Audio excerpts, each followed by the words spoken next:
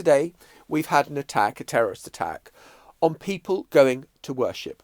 Those people in that synagogue at Heaton Park are not responsible for Israeli foreign policy. They are not responsible for Netanyahu and the attacks that are taking place on Gaza, causing so much misery 100%. and suffering and hardship to Palestinians. They are just Jews who are worshipping.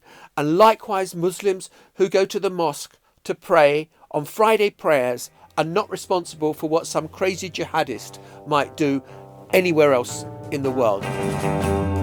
It's Jon. It's Emily. And today's episode is going to sound not like our normal episodes, I suspect, because, we are recording this as we are finding out details of what looks like a terrorist attack on a synagogue in North Manchester on the holiest day of the Jewish calendar, Yom Kippur. And 2 people have been killed, and the attacker has also been shot and killed, we think, by the police. I say we think because they cannot approach the body because there's worry that he has a suicide vest on him. I should say it's about 1:20 now, so obviously more and more details are coming through of what feels like the first terrorist attack in years in this country. And also, I'm trying to remember when there has been a fatal attack on a synagogue or a mosque or a church in this country, which does mark a kind of new and depressing low, I suppose. Yeah, I mean, I think it's pretty shaky. It's a pretty shaky time for a lot of people in the Jewish community. This is Yom Kippur. It's an incredibly solemn, moving day. It's a day of reflection, of fasting. A lot of people won't be working and will have turned off their phones and their TV set. They might not even know about this as the events are unfolding. And they started unfolding very early this morning at 9:31 when the police received reports of a car that was being driven towards members of the public outside Heaton Park synagogue in Manchester, as you say. And extraordinarily, the Greater Manchester Police were on the scene within 6 minutes. Now, that's probably not a coincidence because most synagogues now have security around them. They have a sort of community, often a volunteer body of people who will stand there checking bags, sometimes checking tickets or checking members. They will tell you not to congregate in or around these places of worship. And they have very good community liaison with the local police. And police will also be on their guard and patrolling in areas that are quite often within a stone's throw of the synagogue. So I guess this tells you that there has long been a heightened sense of fear about what could happen on the High Holy Days, on Rosh Hashanah and Yom Kippur. And I have to say, I've sort of come to this with quite a lot of emotional baggage. I was in synagogue last night in London, and I mean, it was an incredible occasion, sort of joyous and full and full of light. But I looked around, there must have been sort of 300 people in there. And I thought what I always think, which is like, oh my God, how dare we all sit together? Aren't we a target? Aren't we asking for it because we're all together, and you shouldn't have those thoughts when you just walk into a building to pray, to think, to reflect. And yet I was full of that sense, of what a privilege it feels to be able just to kind of gather, with people of your own religion and worship freely. And worship and be quiet. And so, I mean, I left at about 9:30, 9:45 last night.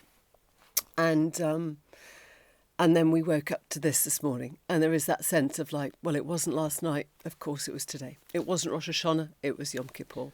And I think there are many British Jews, many Jews around the world, who have felt an increasing sense of the temperature, and I want to divide that very firmly from any of the politics, anything that's going on in Israel, anything that's going on within the Israeli government and its actions, which, a lot of people have been very happy, quick to condemn and say this is not about politics. This is about being allowed to go to a place of worship on a day that's very important to people, and actually the time of day where people were going. That there is a service sometimes at the beginning, sometimes at the end, called Yitzkor, which is when you go to remember members of your family that you've lost. It's a special prayer, and you go and you sit. Sometimes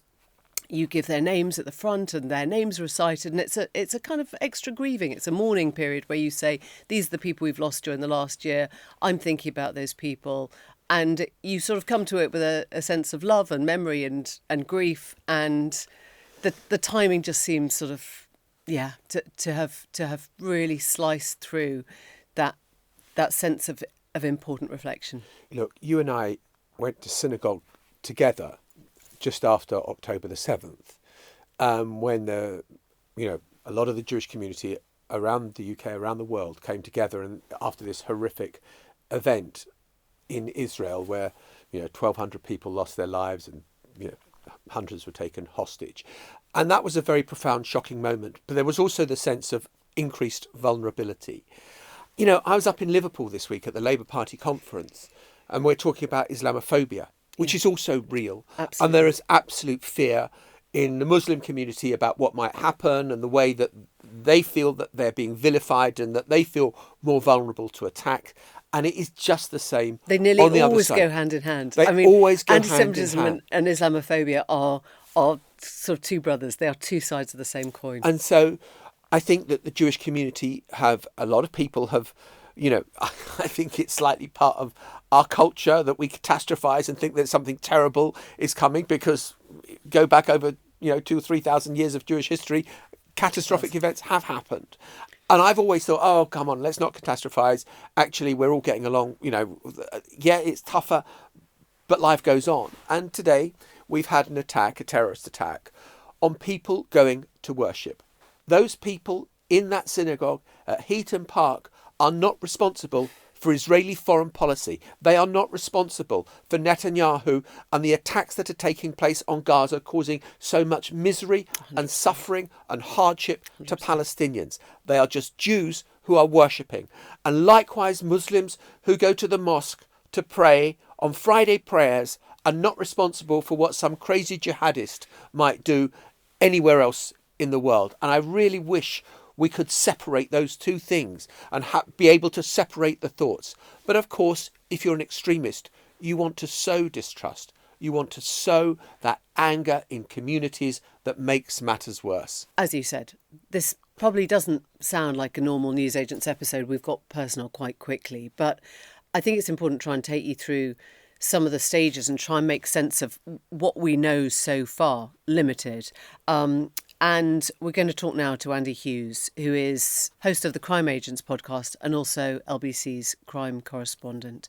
Andy, just talk us through the method used, because it felt quite shocking. It felt like something genuinely that we haven't seen here, thank God, for years. Yeah, exactly. Knives and cars. This has been the methodology since the mid-2010s, really. It's the emergence of ISIS, and they told people in foreign countries to do whatever you can and attack in any way you can. So it changed from, these massively sophisticated suicide bombers in 7/7 back in 2005, and it then changed to knives and cars. And this is what we've seen. And this is also an absolute nightmare for the security services, because in every kitchen there are knives, and everyone has a car. It's very easy for this to happen. So I guess the question that people will want to know the answer to, the police, the security services, is this a lone wolf or what does this presage? Well, that's the number one priority, to find out if this is a lone actor or if he has associations. The first thing they will bottom out is identity. Is he known to the security services? If he is, who are his associates? And tracking them down as soon as possible. That's the number one priority. After that, it becomes way more complicated after that in terms of who do you go after if he is linked, and then analysis of devices and gathering more intelligence like that. Andy, can we talk about the item he had around his waist? Yeah. Because it is not an obvious sort of suicide vest of the kind that, you know, we've sort of seen in the past. In a weird way, it looks very similar to what a lot of Jewish men would have been wearing today, which is the sort of the bit that carries the prayer shawl. So you wouldn't have instantly seen that and thought this is somebody who's wearing a suicide vest. No, this is where it becomes really complicated. I saw the images as we all have now. And the suspicious thing about this outfit is there are a couple of white pouches below. Yeah. Now, this is what suicide vests would look like. But you're right, the top half, it's difficult to understand. What I do know is that we've seen footage of police officers talking to each other and shouting at each other while they're confronting the man at the scene. They're saying, he's got a device, he's trying to push the button, he's trying to push the button. And it was at that point where you heard shots. That's why they fire. So they have to kill dead? Yes, yeah. They shoot to kill. They're trained to shoot to kill. So what would have happened is they would have had a description of this man, the firearms officers, on their way. Because of the threat and the fact that he's trying to get into a synagogue, the fact that he's wearing what could be a suicide vest, then they would have been ordered to shoot to kill, and it would have been up to the officers on the ground to make that decision. We were working out the time frame between the first stabbing, the first car, and the arrival of the police. It was incredibly fast. Yeah. And it was, you know, should recognise it was absolutely extraordinary. 7 minutes. Is that because of the way the communities around the synagogues now work with the police? I mean, everyone is on heightened attack on Yom Kippur, but was there? I mean, do you think there was any kind of tip-off or? Well, no. I'm assuming that there was a sense of that. So security would have been heightened anyway. What does happen, and this will happen on any day, never mind a day like this, is firearms officers. They are just dispatched across the cities, and they are just circling, waiting for a call like what happened today to come in. The suggestion is that they were just round the corner when they got that call, and this is why they responded so fast. That plus the heightened security, that I'm assuming is why there was such a quick response. Yeah, and then we get to threat level. Since October the 7th, and the kind of heightened sense of tension that there has been, people have spoken about the dangers and the threats and, you know, Islamophobia and anti-Semitism, and it's been very much in the headlines. Do you think that will the security services reflect that the threat level wasn't high enough? Does it change now? What will be the considerations there? So that's what will be decided at the Cobra meeting. At the moment, it is substantial, which means an attack is likely.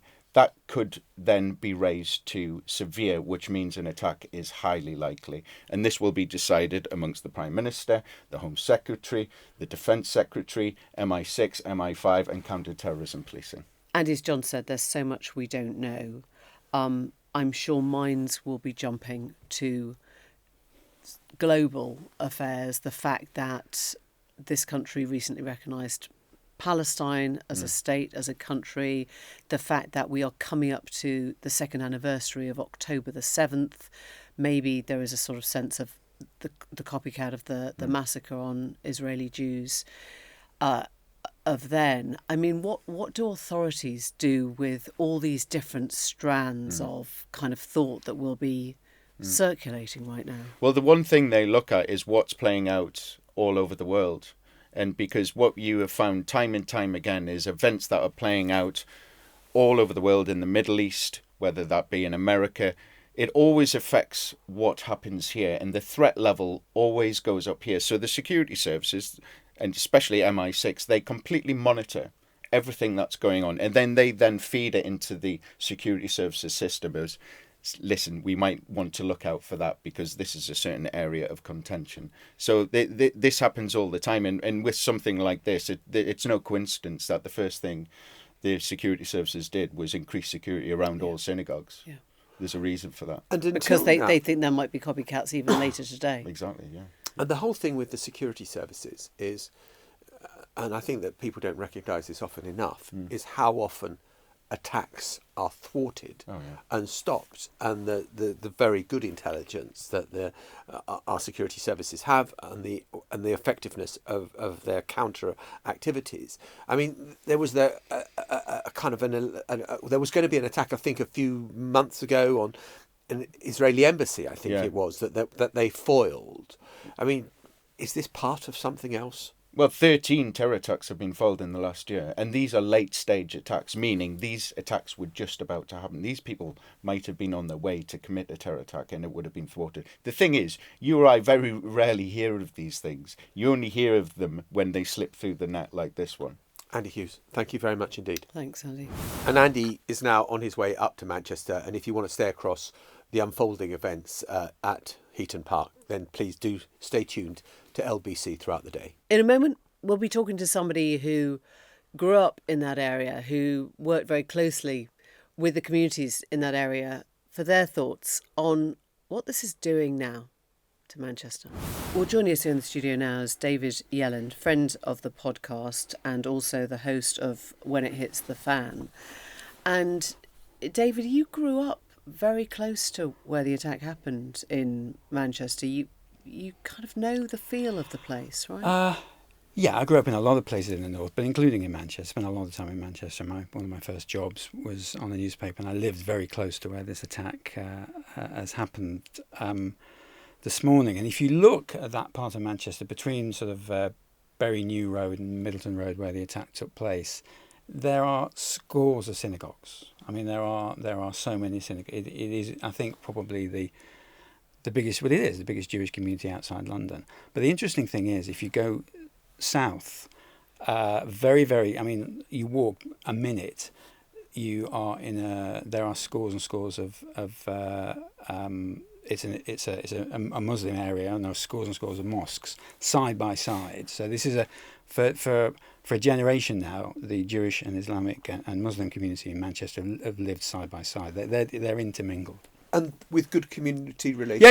Yeah. I mean, with very, very good. It's a funny thing about Manchester is people don't talk about sort of race relations in the way they do in London. They just get on with it. You know, I mean, for not that it's relevant, but I'm a Man City fan, so I'm up in Manchester a lot. I know a lot of Jewish fans and there are Muslim fans, but nobody ever thinks about it.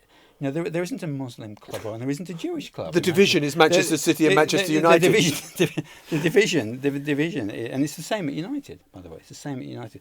So Manchester is a city where terrorists have tried to divide it before on two very famous occasions, or infamous occasions, the IRA attack and the attack on Manchester Arena 8 years ago.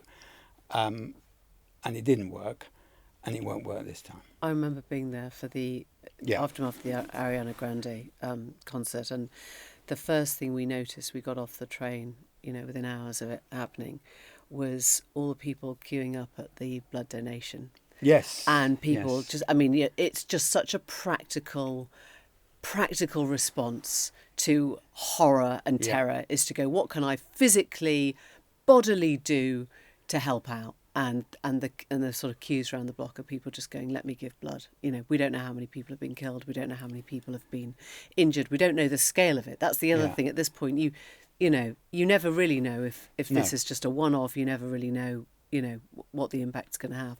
But it was a very noticeable thing. Yeah, I think, clearly as we sit here, this has just happened. Yeah. And obviously, people have been killed. On Yom Kippur in the synagogue or outside the synagogue, and it is shocking. It is shocking. I often find, all of us are journalists, and we've covered things over the years, and sometimes I think when you're a journalist, you don't have time to think about the human consequence of what's happened. So I'm trying to, as I sit here, just thinking about it, do that, and I know you have as well.